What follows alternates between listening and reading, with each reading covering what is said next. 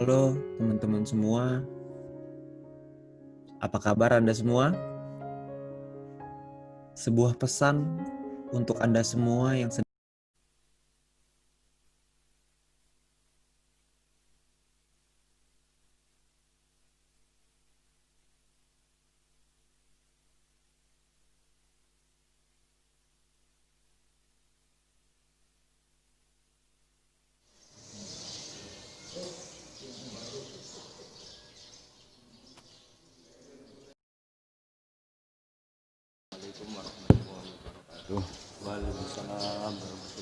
Alhamdulillahirabbil alamin. Allahumma shalli wa sallim ala habibika Mustafa ka nabiyina Muhammadin wa ala alihi washabihi asma'in. Amma ba'du.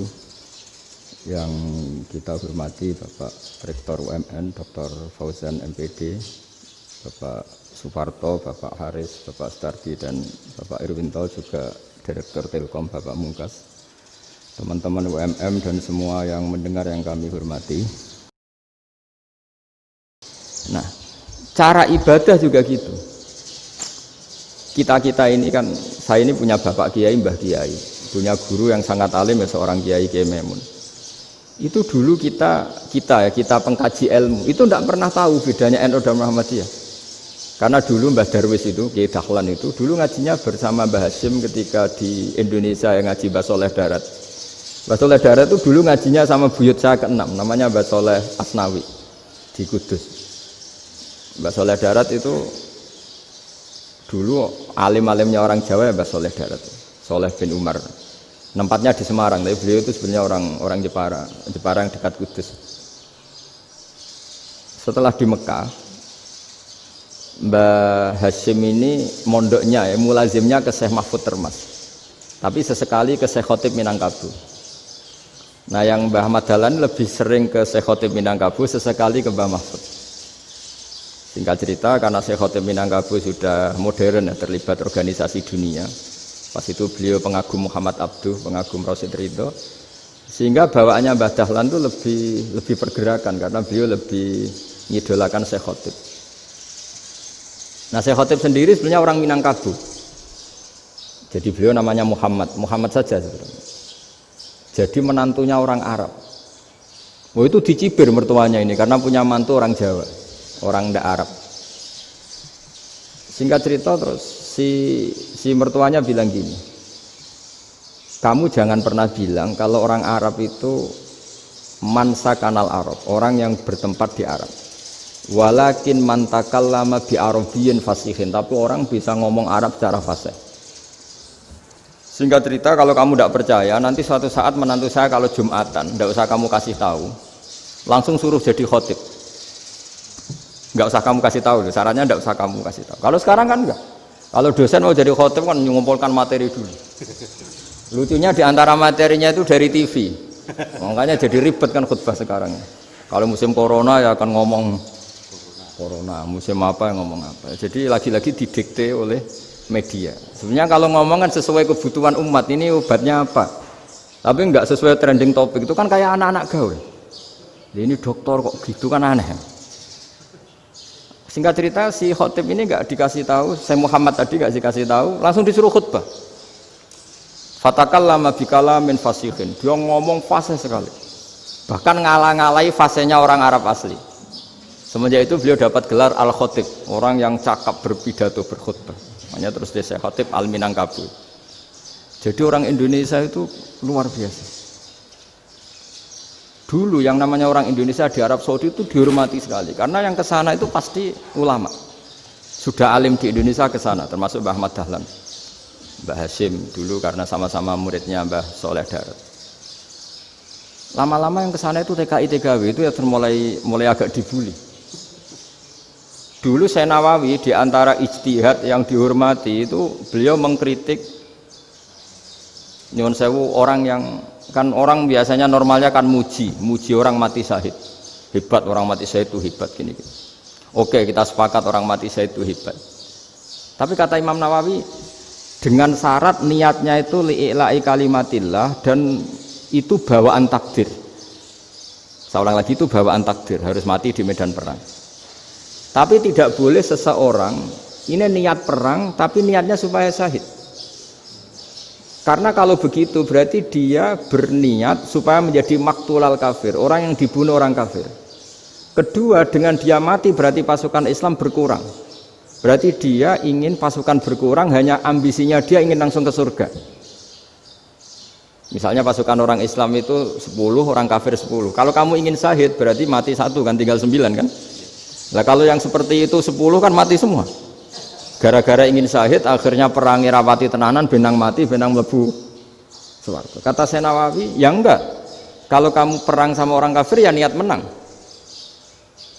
Dengan niat menang ini kamu ingin li'ilai kalimatillah. Tapi kalau kamu ingin syahid berarti kamu menuruti keinginan nafsu kamu yang cepat masuk surga. Itu orang Arab kagumnya bukan main. Karena di mana-mana orang itu dinilai dari niatnya. Paham ini ya? Tapi perang loh ya, dalam kondisi perang, bukan teroris. Perang itu artinya orang kafir yang ingin bunuh kita, itu perang namanya apa? Perang. Dulu orang cerita syahid itu hanya pokoknya syahid itu hebat, pokoknya syahid itu hebat. Syahid di medan perang itu hebat, pokoknya syahid di medan perang hebat. Tapi ketika Senawawi memberi penjelasan ilmiah, jika kamu perang ingin cepat mati, ingin cepat syahid, artinya ini untuk pemenuhan diri kamu, karena kamu bayangkan langsung masuk surga. Kamu lupa bahwa dengan kamu dibunuh kekuatan Islam berkurang. Akhirnya beliau memberi penjelasan. Syahid itu bagus, itu sebagai takdir. Hanya takdir itu kita perang yang ingin menang, tapi takdirnya mati. Jangan dibalik. Oleh perang rapati tenanan benang mati namun bu. Itu yang pertama, termasuk ulama yang pertama memberi penjelasan itu Syekh Nawawi. Akhirnya melahirkan kekaguman yang luar biasa dengan tafsir Munirnya itu. Terus beliau itu orang yang rileks kalau menjelaskan ilmu. Ini ya juga guru-gurunya Mbah Hasyim, Mbah Guru sama Mbah Hasyim sama Mbah Ahmad Dahlan Syekh Nawawi. Jadi dulu yang alim di Arab itu ada Syekh Nawawi, ada Syekh Khotib Minangkabau, ada Syekh Bakir Jogja, ada Syekh Mahfud Termas. Itu orang Indonesia banyak sekali yang alim. Bahkan diantaranya yang dikagumi Al-Azhar itu juga orang Indonesia, nama Syekh Abdul Manan, itu mbahnya Syekh Mahfud Termas. Itu pertama ada duta besar Indonesia di Mesir, itu termasuk barokahnya Mbak Abdul Manan tadi, itu juga orang Indonesia. Jadi pemahaman ulama Indonesia itu khas, termasuk ketika memaknai apa? Syahid. Ketika memaknai apa? Syahid. Itu unik. Ketika Senawawi diuji dulu itu yang namanya ulama diuji dulu oleh 100 ulama. Jadi dulu ya ada kompetisi. Imam Bukhari diakui jadi ahli hadis itu diuji oleh mi'atu muhaddisin, 100 orang ahli hadis, sanad dibolak-balik, matanya dibolak-balik, tapi beliau tetap bisa mengembalikan proporsi sanad itu. Senawawi pernah diuji gini. Ayul afdol al ulama awe salatin. Keren mana ulama sama raja atau sama orang-orang kaya sama penguasa? Ya keren ulama. Terus dibully sama orang. Tapi setahu saya banyak ulama yang antri di rumahnya raja, tapi saya tidak tahu melihat raja antri di rumahnya ulama. Kan kebanyakan kan mungkin ustadz atau kiai yang antri ngajukan proposal kan enggak. Nah, kalau raja kan enggak pati itu, malah enggak usah antri, kiainya sudah nyambut sebelum datang. Jawabannya lucu Senawawi itu, dan yang tanya itu langsung diem. Ya karena ulama itu tahu fungsinya uang, sehingga cara nyari sampai seperti itu. Sementara raja-raja itu tidak tahu fungsinya ilmu, makanya tidak pernah sowan ulama. Sehingga jadi ya dianggap enteng saja. Ulama kan tahu fungsinya uang, tahu untuk pondok, tahu masjid. Sementara raja tidak tahu fungsinya ilmu. Jadi itu khas Jawa ya. Khas Jawa, khas Indonesia. Apa-apa yang menurut orang banyak dengan tanda kutip itu buruk atau baik, itu orang Jawa menafsirkan tuh gampang saja. Sehingga semenjak itu Jawa itu dipandang betul. Saya punya kitab namanya Qadhayal Haji wal Umrah. Itu terbitan Hayatul Ulya Arab Saudi, milik Wahabi. Itu diantara fatwa yang dipakai untuk solusi muskilatul haji, problem-problem haji kekinian. Itu fatwanya syekh-syekh yang dari Indonesia, termasuk Syekh Khotib Minangkabau, Syekh Nawawi Banten, Syekh Bakir Nur Jogja. Misalnya begini, dalam fatwa-fatwa yang menyulitkan kita ya, sampai sekarang jadi perdebatan. ketika Safa dan Marwah itu dengan batas tertentu, saya ulang lagi dengan batas tertentu, mau tidak mau atas nama kebutuhan itu kan butuh perluasan, karena kalau naik turun itu mudah disepakati ulama. Jadi misalnya gini ya, saya punya tanah seluas ini, pasti orang akan mengatakan sampai bawah ya tanah saya, sampai atas tanah saya, itu mujma' alaih, itu disepakati. Sehingga Nabi ngendikan al-Ka'bah min tuhumil ardi ilas sama Ka'batun. Ka'bah sampai ujung bumi sampai ke aras semuanya Ka'bah. Sehingga tidak ada perdebatan ulama ketika Masjid Haram ditingkat, kemudian yang di atas sholat. Tetap dia menghadap Ka'bah. Tidak harus diluk melihat di bawah, enggak. Karena Ka'bah sampai langit. Sama, tanah Anda kamu tingkat sampai 10, enggak ada tetangga protes. Karena bawah sampai atas tanah Anda. Tapi kalau diperluas, tanah Anda kamu luaskan setengah meter saja atau 3 cm saja, iso geger mbek tonggo. Karena di mana-mana batas itu ya tadi, kalau atas bawah miliknya, kalau samping enggak. Pertanyaannya, perluasan Mina itu ke samping. Perluasannya Matof yang Mas'a itu juga ke samping. Geger kan ulama dunia. Bagaimana hukumnya Mina Jadid?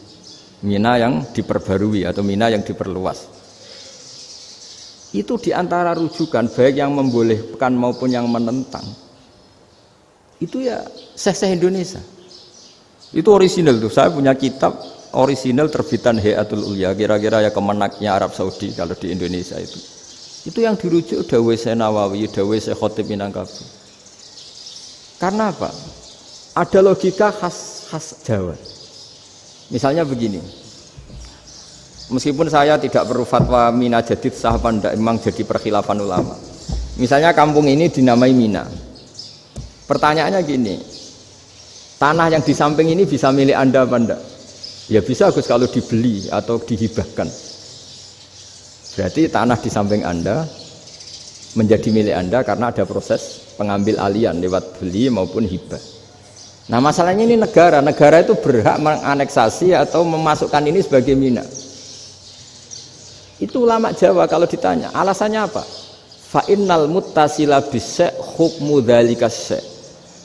Karena yang gantet, yang mutasil itu bisa dihukumi seperti sesuatu itu. Jadi kalau ini Mina, ya yang gantet Mina ini ya bisa dikatakan Mina. Beda dengan membuat Mina Malang Mina, wah itu tidak bisa, tidak mutasil kan? Itu enteng sekali ulama Jawa. Satu ya tentu karena kebutuhan, tapi asal masih al-muttasilu bihi, yang masih tanah yang masih mutasil dengan. Nah, ketika perluasan Mas'ah antara Safa dan Marwah kan misalnya ini batas luasnya Safa, ini batas luasnya Marwah. Lalu atas nama kebutuhan, Safa Marwah itu sampai sini. Sampai agak meluas ke sini. Itu geger Arab Saudi. Wah, ini gimana? Padahal tawaf itu harus antara Gunung Safa dan Gunung Marwah. Sa'i itu ya. Tapi kalau istilah Quran memang tawaf sama-sama. Makanya apa? Inna Safa al Marwata min sya'airillah faman hajjal baita wa i'tamara fala junaha alaihi ayyat tawafa bima. Jadi kalau istilah sa'i di Quran itu masih tawaf. Karena harus ada, kalau bisa lah, bukan harus. Kalau bisa memang harus ada unsur muternya. Kita kalau sa'i kan dari sini Safa sampai sini Marwah. Terus kan agak muter ke sini. Nah, kan agak membentuk lingkar, nah, makanya Quran tetap mengistilahkan apa? Tawaf. Jadi bukan sini ke sini terus sini ke sini kan enggak, tapi sini sampai sini terus muter kan, terus sini. Jadi antara setar dan selama ini prakteknya kan gitu ya. Safa ngambil sini, terus ke sini, terus agak muter. Nah, karena ada unsur agak muter ini terus orang menyebut apa? Tawaf. Tapi itu bukan syarat sah, ini cerita ideal. Saya ulang lagi ya. Gunung Safa itu puncaknya atau pucuknya kalau dalam bahasa Jawa itu ya hanya segini, ini sampai sini. Nah, kelompok Islam yang fikih keras nggak boleh diperluas karena Allah memilih tempat ini itu spesial, jadi nggak boleh ke yang lain.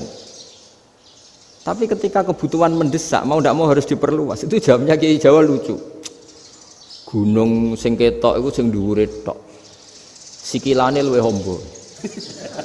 Jadi karena kita kan gunung kan bentuknya gini.